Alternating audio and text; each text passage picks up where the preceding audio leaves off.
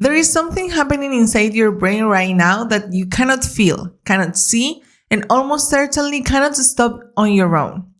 Every time you pick up your phone, every time you scroll down, every time you tap a notification, your brain releases a chemical that was designed to help you survive, but has been weaponized against you. By the end of this video, you will understand exactly how digital dopamine is silently dismantling your ability to focus, to commit, and to build anything meaningful in your life. But here is the part that nobody talks about.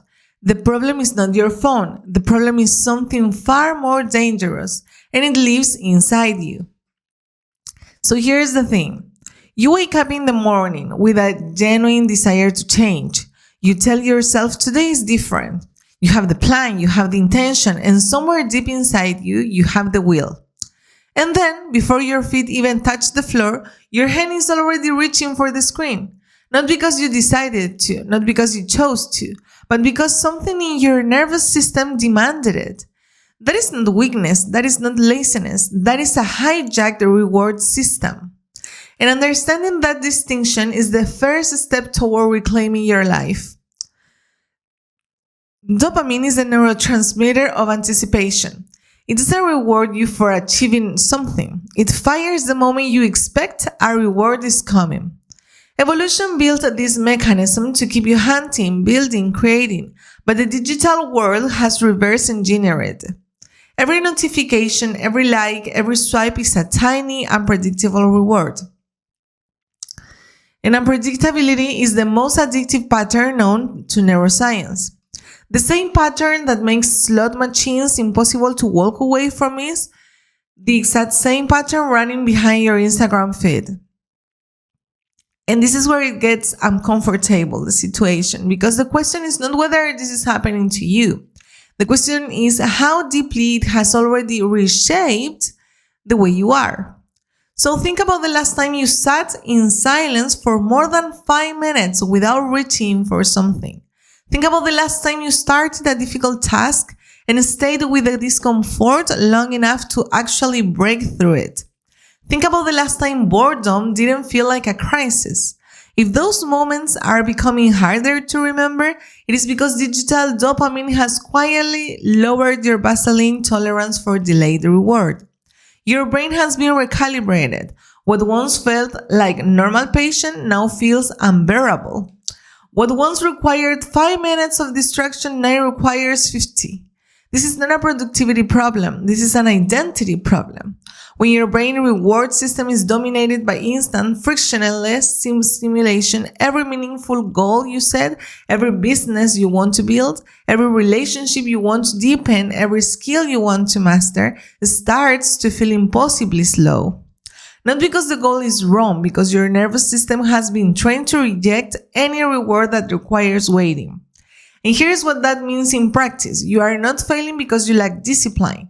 You are failing because discipline requires a brain that can tolerate discomfort. And yours has been conditioned to escape it the millisecond it arrives. But what exactly does this conditioning look like in the body? What is actually happening beneath the surface? And why is it so hard to break?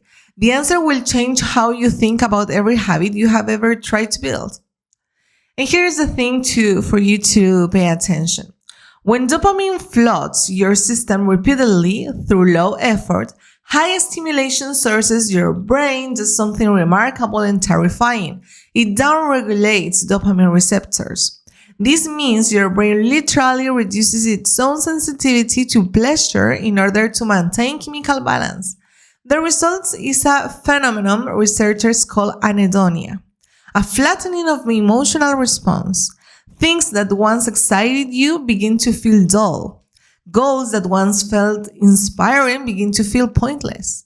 The creative fire you used to have starts to go quiet, and you keep reaching for the screen not because it makes you feel good anymore, but because it is the only thing that prevents you from feeling terrible. So this is the trap. This is the loop, and millions of people are living inside it right now without ever having been given a name for what they are experiencing. They are not aware of that. They think they are depressed. They think they are unmotivated. They think they are simply not the kind of person who follows through. They are wrong. They are chemically depleted, and the thing depleting them is sitting in their pocket. And yet, knowing this still doesn't feel like enough, because you have known for a while that something was wrong. You have felt it. So why hasn't the knowing been enough to change the behavior? Why? And because information alone doesn't rewire a nervous system. Your brain doesn't change because you understand something intellectually. It changes when you create new experiences that generate new chemical responses, repeatedly, consistently, over time. This is what makes digital dopamine so insidious. It is not just a bad habit, it is a neurological pattern that actively resists replacement.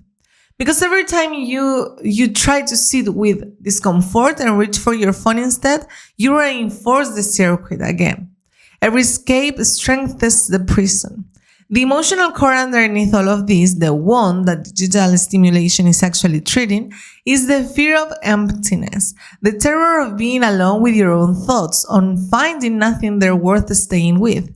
The screen is not a distraction from boredom. It is a shield against the silence where you trust question lives. Question like, am I building something real? Am I becoming someone I respect? Is the life I am living the one I actually chose? Those questions are not comfortable for us, and your brain, trained for comfort above all else, will do everything in its power to keep you from sitting with them long enough to answer. So, what does the path out look like? This is where most conversations about dopamine stop at surface level advice. Delay the app, set a timer, use a grayscale mode, and while those things have their place, they miss the deeper work entirely.